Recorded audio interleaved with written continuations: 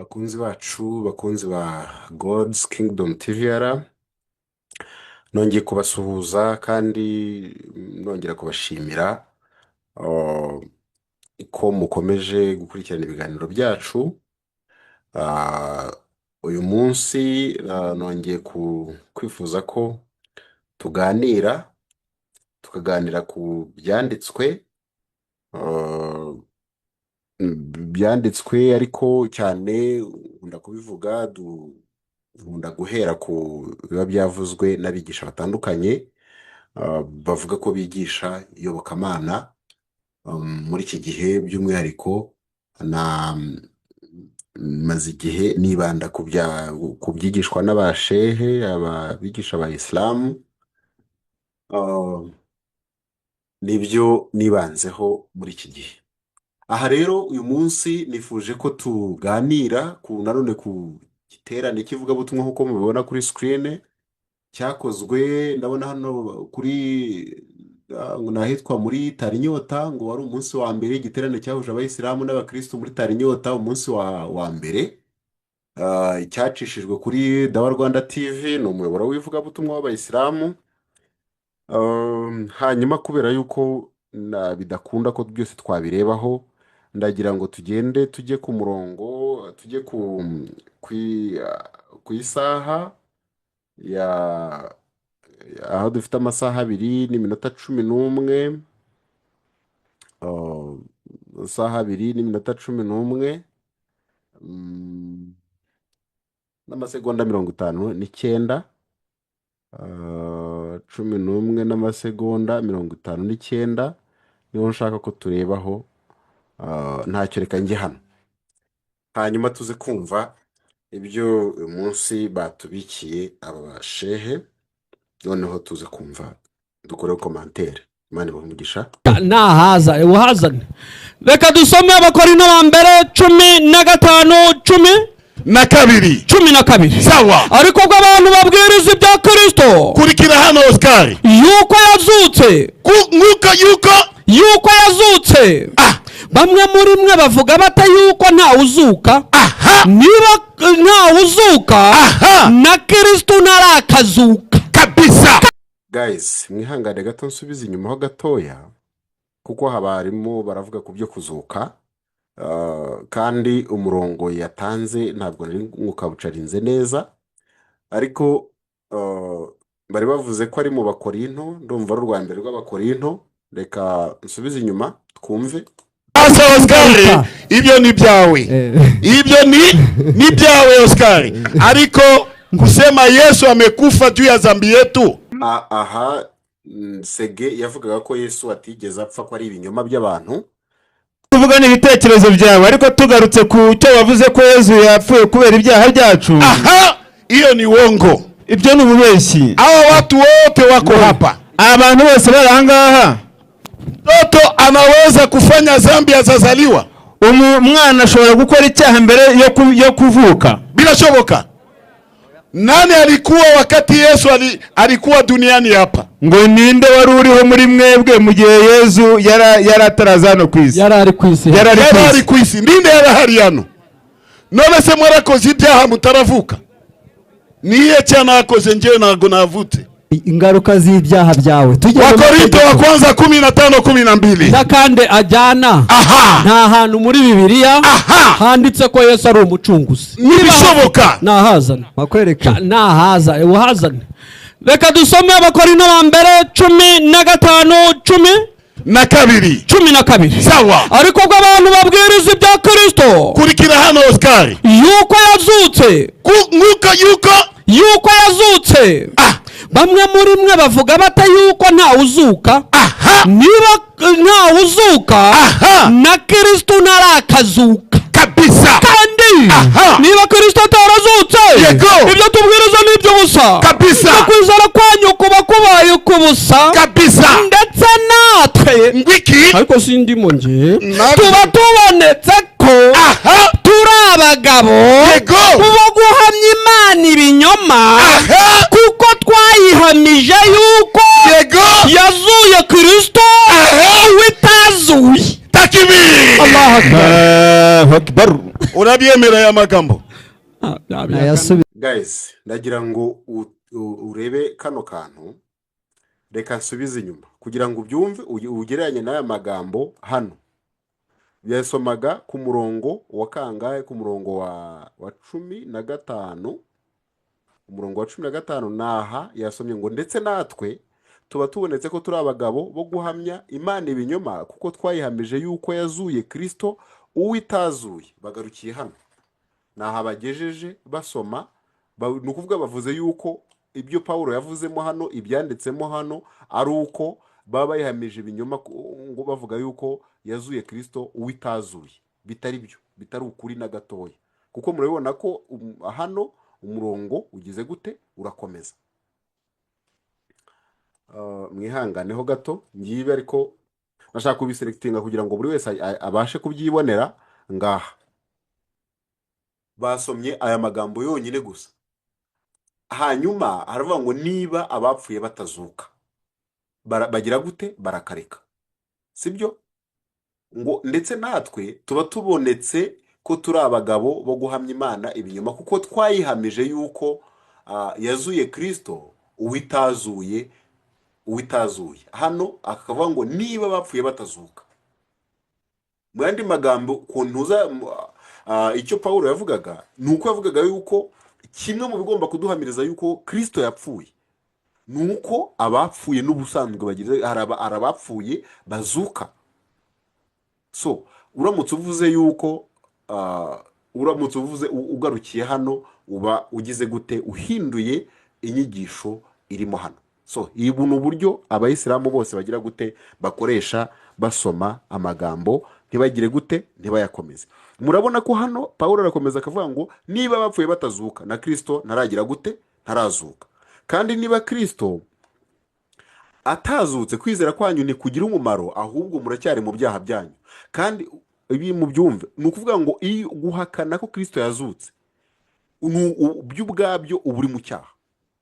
Niba abapfuye batazuka na Kristo ntarazuka, kandi niba Kristo atazutse, kwizera kwanyu ntikugira umumaro, ahubwo muracyari mu byaha byanyu. Kandi niba bimeze bityo, n'abasinziriye muri Kristo bararimbutse.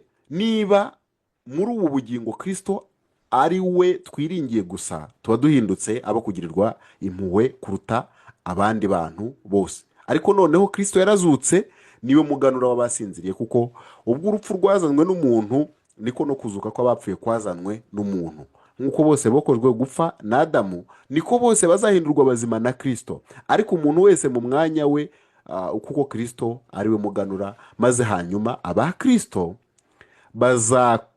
bakazabona kuzuka ubwo azaza. Nibwo imperuka izahera ko isohore, ubwo azashyikiriza Imana ubwami, ariyo Data wa twese, amaze gukuraho ingoma. Ngibi murabibona ko aya magambo ari clear, ariko ndaje tunagire tuze no kuyasoma tuyasubiremo.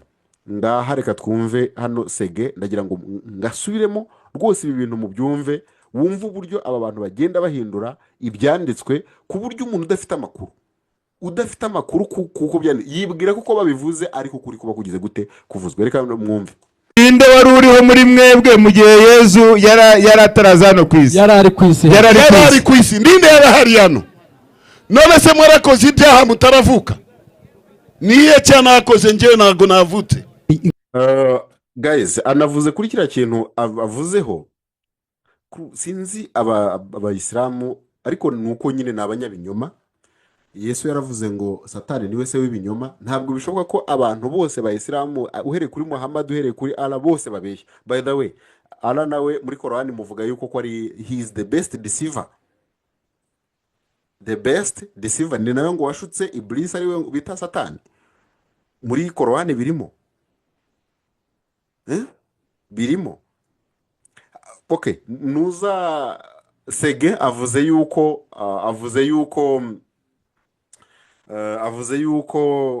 ngo ntabwo yavutse ngo afite ibyaha. Strike the back,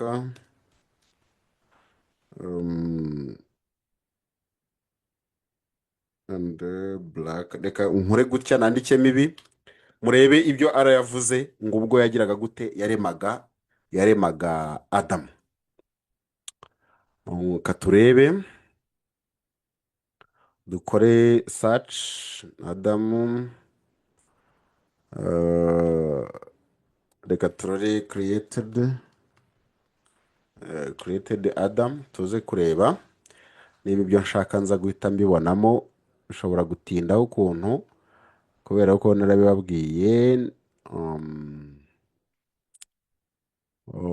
ibintu bya isilamu kubishakishamo ukabibona bisaba gushiruka ubute. Ntabwo ari ugushakisha nk'uko bisanzwe byoroshye.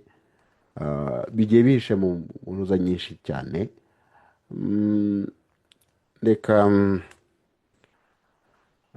Reka ndore ko ninandika mwenda aya magambo yonyine nza kubibona. God created Adam when he created this track and okay, ngibi hano.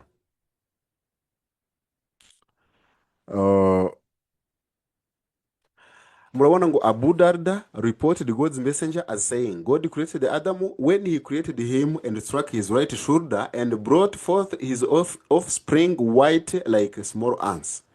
Ngo Abu Darda yavuze yuko ngo Imana imaje kureba Adamu, ariko ni Allah, ngo yagize gutya ngo imukubita, ngo he created him and struck his right shoulder, ngo imukubita ku rutugu rw'iburyo. Ngibi hano right shoulder, struck his right shoulder, murabibona. And brought forth his offspring white like small ants. Hanyuma ngo ihita ikuramo ngo urubyaro rwe ngo rumeze ngo rw'umweru, rufite ibara ry'umweru, ngo bameze nk'iki, bameze nk'inshishi cyangwa se intozi gutyo. Ibi byose biri mu rwego rw'iki, biri mu rwego rwa ants.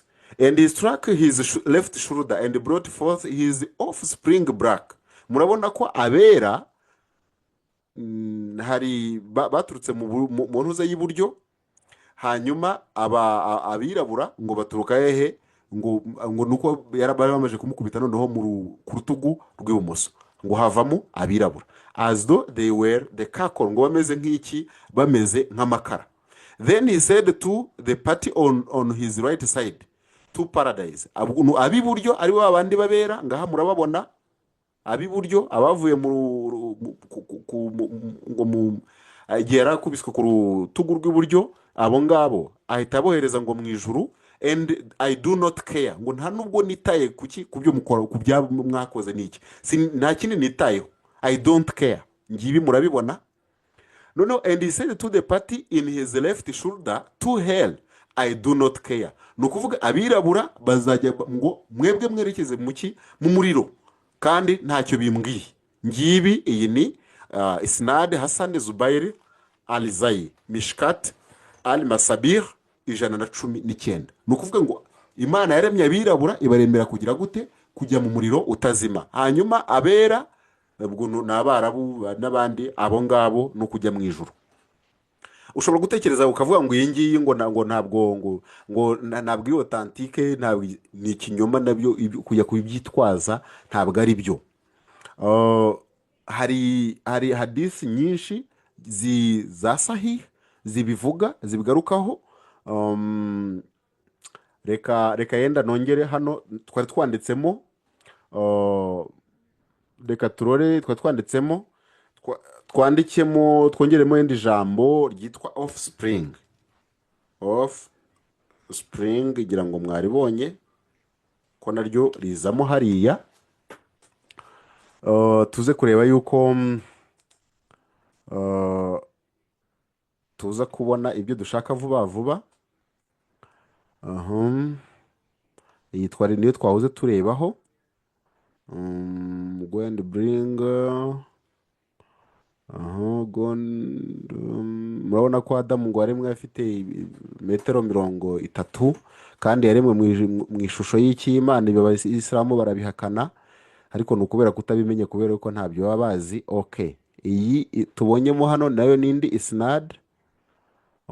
Reka dusome mu mwiyumvire nayo nindi. Abu Huraira niwe wabivuze. Uyu Abu Huraira niwe wavuze hadisi nyinshi. Abu Huraira reported God's messenger as saying, when God created Adam, he wiped his back and every soul of his offspring he was to create up to the day of resurrection fell from his back. He put on the forehead of every one of them a flash of light, then presented them to Adam, who asked, my Lord, who are these? He replied, your offspring. On seeing one of them, and being charmed by the flash of his forehead, he asked, my Lord, who is this? He replied, David. Ibi ndabona ni bivuga ko ikiganiro ngo cyabaye na ntuza na Adamu, avuga ko yabonye Dawidi. Okay.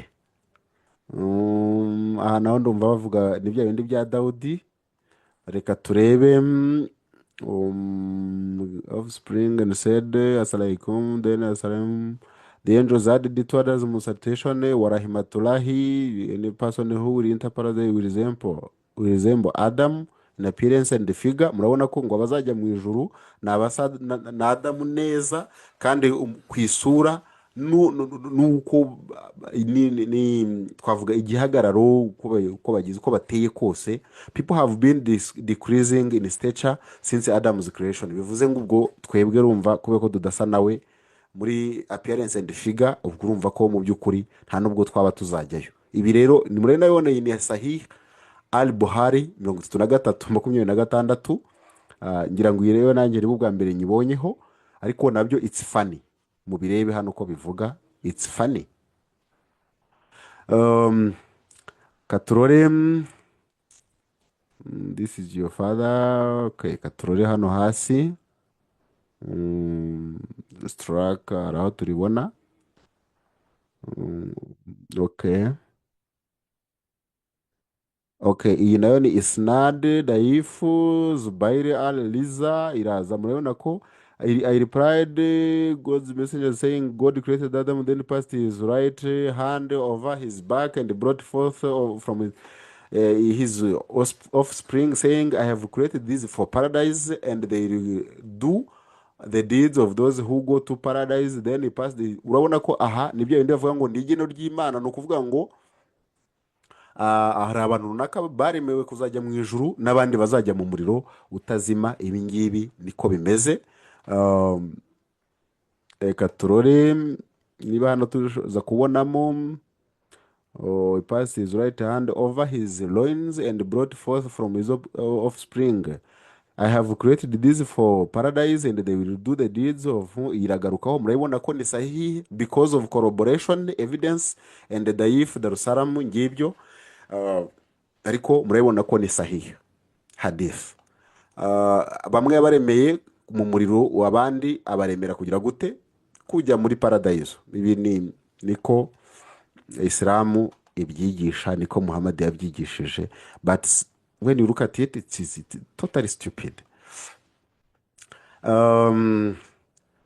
Katurore iyo iravuga ku biki took from the backs of the children of Adam offspring. I have created this for her, and they will do the deeds of what is good. Ngibi hano, when Allah creates a servant for paradise, employs him. Urabona ko hano byose biterwa nuko Allah yagize gute yabigennye gukora ibikorwa byo kuzajya mu ijuru, nuko Allah yagize gute yabigennye.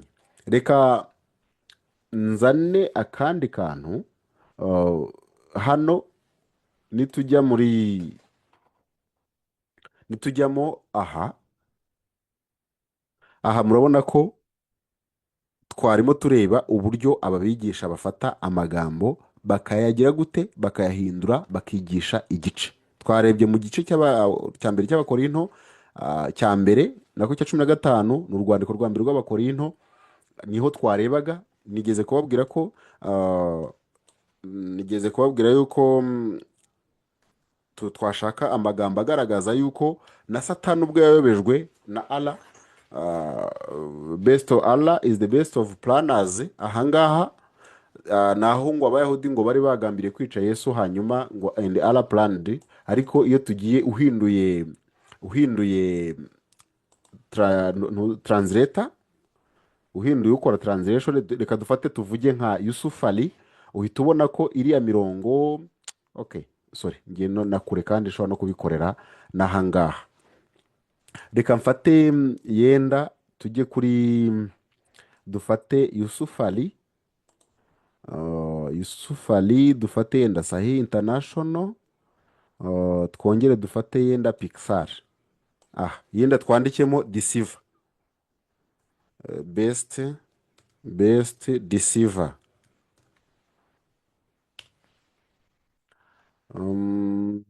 Turore ndabona ntago mbibonye, reka ngire gutya.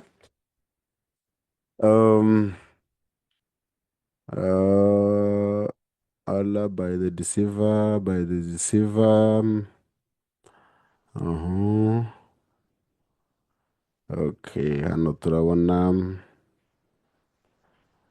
ntabwo hano, and the chief deceiver deceived you in respect of Allah. Aha baravuga ngo Satani, urabona ko hano bamugize the chief deceiver, ariko mubone ko Satani hano yiswe the chief deceiver. Reka nkore zoom kugira ngo wowe ukurikiye ubashe kubyisomera.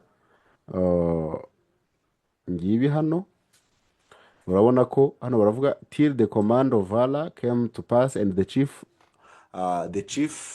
deceiver deceived you in respect of Allah. Bigarukaho, the chief deceiver did what? Deceived you. And the deceiver deceived you concerning Allah. The deceiver, aha murabibona ko ibi bigenda bigarukwaho kenshi. Noneho reka ndebe ko nongeramo abandi bantu mo hano. Reka mfate, ngiye dufate urugero nka Abari ariwe nkoresha. Noneho hano dushake iri jambo tuze kureba.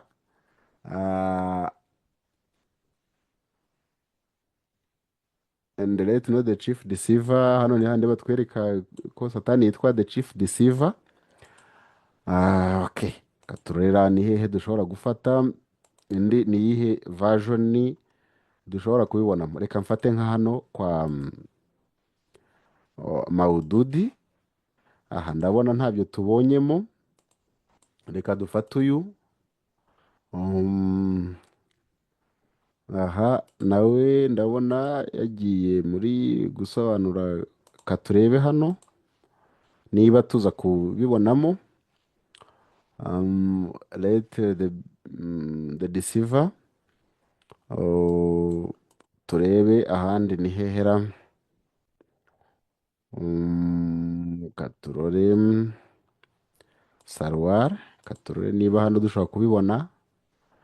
Wapi, aha ntabwo ribonekayo. Shakil. Wapi, turebe hehe. Ahmed Ali turabibona. And do not be a contender for deceivers, and do not let the deceiver draw you away from God.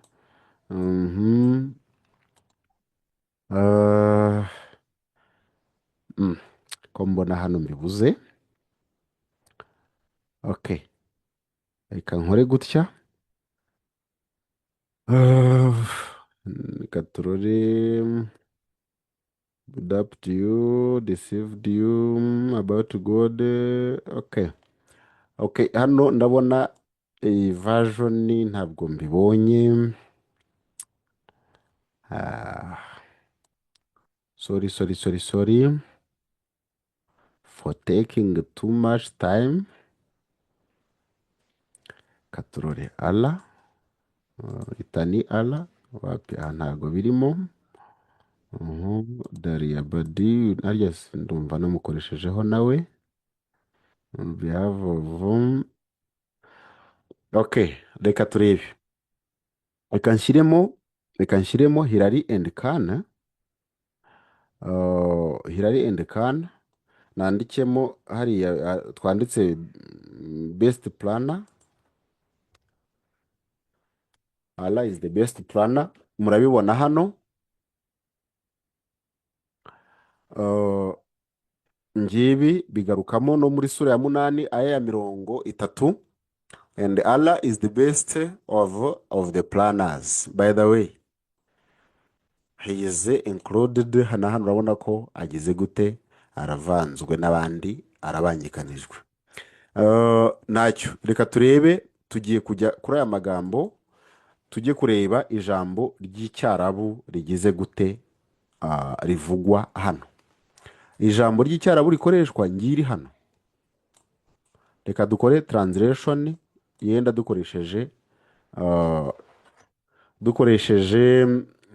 reka dukoreshe the best what, Allah the best of planners. Reka mpere hano nkore translation the schemers. Murabibona ko iri jambo rikoreshejwe hano noneho ni the schemers, ni ukuvuga ni nk'aho wavuga ko ari umutekamitwe. Ni aya magambo nzanye ngerageza gute kuyakorera translation nkoresheje mpuza y'iki y'icyarabu. Ariko ibi dushobora no kubifata reka aya magambo nyaterure, reka nyaterure. Okay, hano reka nyafate hano kugira ngo mwumve nimpera hano ibyo baduhereza. The best of schemers. Turamutse dushyize muri Google Translate, Google Translate, reka mfate urugero ngiye hano dushyire mu cyarabu, ngaragaze ko ururimi nkeneyemo ni icyarabu, Arabic. Ngiye hano ahandi nshyire mu cyongereza the schemers. Reka dufate undi murongo baduhaye ni uwuhe, the best of planners ni 8:30. 8:30 naryo ni ijambo rigize gute, rihera. Niyo nahera hano reka mbifate ibi duhindure dushyire mu cyongereza. Allah is the best what, reka duhere hano. And Allah is the best. Reka turore hano iri jambo riravuga iki, goodness nibyo bashyizemo ariko ntabwo ari uko ari cyo bivuze. Reka turore hano, God is good. Hano reka turore duhere muhehera, ushobora guhera aha. Allah is the best. Okay, reka sorry, nafataga ijambo ritari ryo, dore ngiri aho riri, mumbabarire, nafataga ijambo rigize gute. Murabona ko nanone ni the schemers, niryo jambo rigira gute, rikoreshwa. Sorry guselectinga kubera kumenyera ibisanzwe, nakoreshaga ntuza itariyo. So Allah is the best deceiver. Reka twandikemo irindi jambo, twandike misguide. You misguided me. Iyi ni Iblis wabivugaga.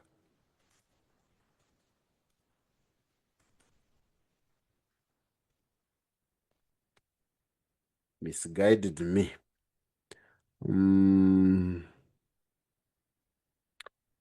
Misguided me. Ntacyo, reka nshyiremo Iblis. Ndumva uyu ari ryo akunda gukoresha.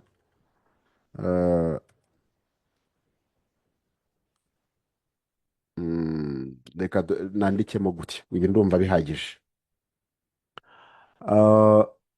Ngiye kugerageza kwegereza amagambo hano, nkore zoom in kugira ngo buri wese abashe kubireba. Okay, murabona hano batubwira uburyo Allah ngo yategetse abamarayika bose kuramya Adamu, hanyuma Satani ngo arabyanga, ari we Iblis. By the way, kubera iki Allah ategeka kuramya umuntu kandi abyanga, avuga yuko atabyemera? Kuki birangira Yesu we atarama niba ari n'umuntu kandi na Adamu yararamijwe? Hanyuma turarora hano, you created me, Allah said Lord of ngaha murabona ko satani said oh my lord, murabona ko Allah nawe arabizi ko nako satani cyangwa se iblis azi ko Allah ngo ari his lord. Apparently Allah is the chief Satan, and and Satan or Iblis is a Muslim because he believes in Allah, he respects him. Allah yemera nako Satani cyangwa se Iblis ngo yemera Allah, akavukana mwita ko ari iki, ko ari we uwiteka we, because you misled me. Ngibi hano ngo kubera ko ari we wanyobeje, nanjye nzagira gute, nzabayobya inzira, abantu nzabayobya inzira, and I shall mislead them all, ngo kandi bose nzabayobya. Aha urabona ko satani ubwe yavuze ko satani yavuze yuko ari we wagize gute, wamuyobeje. Ni ukuvuga satani niwe wayobeje satani, Allah niwe wayobeje satani. Mu yandi magambo Allah niwe satani nkuru. Aha murabona ko nanone aha, this one whom you have honored above me, ariko reka mbanze nshake n'aya magambo 16 twabonye 15:39. Reka tubishyire mu kinyarwanda kugira ngo nugira n'udukurikiye nawe aze kubibona, atazatekereza yuko hari umuntu utabasha gusoma yenda icyongereza. Tubonye ko ari 15:39 ngaha uko havuga, aravuga iki? Aravuga ngo Ibilisi aravuga ati nyagasani wanjye, kubera ko wampanishije kuyoba. Iri jambo rivuze ahangaha ntabwo ari byo, wampanishije ntabwo ririmo ngibi, because you misled me, kubera ko wanyobeje, kubera ko wanyobeje rwose nzabakundisha inzira igana mu buyobe ku isi, nanabayobye bose. Ngibi urabona ko Iblis yemera ko Allah ari nyagasani we. So satani nawe ni umuyisilamu kuko yemera Allah. Kandi ndagira ngo bamenyeshe yuko nanone Ntuza Muhammad yavuze ko yanatumwe no ku magini ari nayo satani bazwamo. So na hano na Iblis yemera ko Allah ari imana ye. So Sege ahangaha amagambo rwose yagiye gusoma ntabwo ajyanye ku murongo wa 13. Reka mbabwire ngo ababigisha barabeshya. Reka nyasome nihuse kuko shaka ko dusorezamo hano. Pawulo muri iki gice cya 15 Sege yakuye muri umurongo wa 13 nawe akawusoma igice. Reba uko avuga. Pawulo ahugura abakorinto abemeza iby'umuzuko. Urabona ko hano intego ye yari yo kubemeza ko Yesu yagize gute, yazutse, abaha ibintu bifatika. Bene data, ndabamenyesha ubutumwa bwiza nababwirije ubwo mwakiriye mukabukomereramo kandi mugakizwa nabwo, niba mubukomeza nk'uko nabo babwirije, keretse mwaba mwizereye ubusa. Muzi ko nabanje kubaha ibyo nanjye nahawe kumenya, yuko Kristo yapfiriye ibyaha byacu nk'uko byari byaranditswe, agahambwa akazuka ku munsi wa gatatu nk'uko byari byaranditswe, nanone akabonekera Kefa. Urabona ko hano baravuga ko ibyabaye kuri Kristo Yesu byose byaragize gute, byari byarahanuwe, biranandikwa mu bitabo bya kera, ari Tora cyangwa se Taurati, ari Zaburi, hose bigize gute, byari byarahanuwemo. Kandi nujye no kureba n'amagambo avugwa Yesu yagiye avuga ari ku musaraba cyangwa se asenga, iyo yagiye agaruka hose yagiye agaruka ku byo muri Zaburi na kera no mu bitabo bya kera nka Tora n'ibyabavuzwe n'abahanuzi. Hanyuma hano Pawulo aravuga ngo yuko Kristo yapfiriye ibyaha byacu nk'uko byari byaranditswe, agahambwa akazuka ku munsi wa gatatu nk'uko byari byaranditswe, nanone akabonekera Kefa, maze akabonekera abo 12, hanyuma akabonekera bene data basaga 500. Ngibi hano Yesu amajije gupfa yiyeretse abantu basaga 500. Ngo aha Pawulo abivuga aravuga ngo muri abo abenshi baracyariho n'ubu, ariko bamwe barasinziriye. Gusinzira hano nuko bamwe baba bavuze ko bamwe bapfuye. Yongeye kubonekera Yakobo, abonekera n'izindi ntumwa zose, kandi nyuma ya bose nanjye arambonekera ndi nk'umwana w'icyenda. Kuko noroheje hanyuma y'izindi ntumwa zose, ndetse ntibinkwiriye ko nitwa intumwa, kuko narenganyaga itorero ry'Imana. Ariko ubuntu bw'Imana nibwo bwatumye mba uko ndi, kandi ubuntu bwayo nahawe ntibwabaye ubw'ubusa, ahubwo nakoze imirimo myinshi iruta iya bose, nyamara si jye, ahubwo ni ubuntu bw'Imana buri kumwe nanjye. Nuko rero ari jye cyangwa bo, ibyo nibyo tubabwiriza, namwe nibyo mwizeye. Ariko ubwo abantu babwiriza ibya Kristo yuko yazutse, aha niho sege yatangiriye, ngo ariko ubwo abantu babwiriza ibya Kristo ko yazutse, yuko yazutse, bamwe muri mwe bavuga bate yuko ntawuzuka?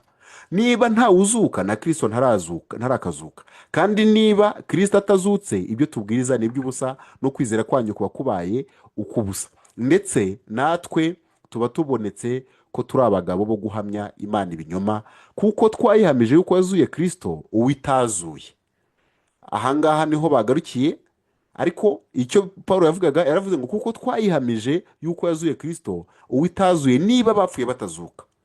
Urumva ko ashyizemo niba abapfuye batagira gute, batazuka. Arakomeza aravuga ngo niba abapfuye batazuka, na Kristo ntarakazuka. Kandi niba Kristo atazutse, kwizera kwanyu ntikugira umumaro, ahubwo muracyari mu byaha byanyu. Urumva ko kutizera ko Kristo yazutse ni icyaha, uba ukiri mu cyaha. Abayisilamu kuba muhakana ko Kristo yazutse, muri abanyabyaha. Simple as that. Bibiliya hano niko ibivuze, si njyewe ugize gute ubivuze. Rero reka uyu mwanya nsoreze hano, tuzakomeza mu kiganiro gitaha. Ndumva nzabigarukaho, nanagaragaze ibyo Sege akomeza avugaho, ari kugira ngo bidufashe. Sinshaka ko dutinda cyane. Rero Imana ishimwe ko yabanye natwe. Ndabashimira ko wowe afashe umwanya ukakurikirana iki kiganiro, kandi nanakubwira ngo rwose kanda kuri subscribe niba utarabikora, ukande kuri share, ukande kuri like, downloading ibiganiro, usangiza abandi. Dukeneye ko ubutumwa bwiza bwa Yesu Kristo bugera kuri bose. Nta wundi tubabwiriza uretse Kristo wabambwe, uretse Kristo wazutse, kugira ngo atuvuganire ku Mana ubwayo. Yicaye iburyo bw'Imana kugira ngo agire gute, atuvuganire. Umuririmbyi yaravuze ngo Uwiteka umucamanza, ngo iyo mbonyeho amaraso ya Kristo, nta rubanza rubi anshira, ahubwo anyita ukiranutse. Mukomeze kugira ibihe byiza, ndabakunda, naho utaha. Ab'iki gihe bakeneye ukuri kw'ijambo ry'Imana. Kurikira YouTube channel yacu umenye ukuri kwa Korani, Suna na Bibiliya. Erega kutamenya birica. Kurikira ibiganiro byacu, kanda like, ukore subscribe ndetse ukore share kugira ngo ubisangize abandi.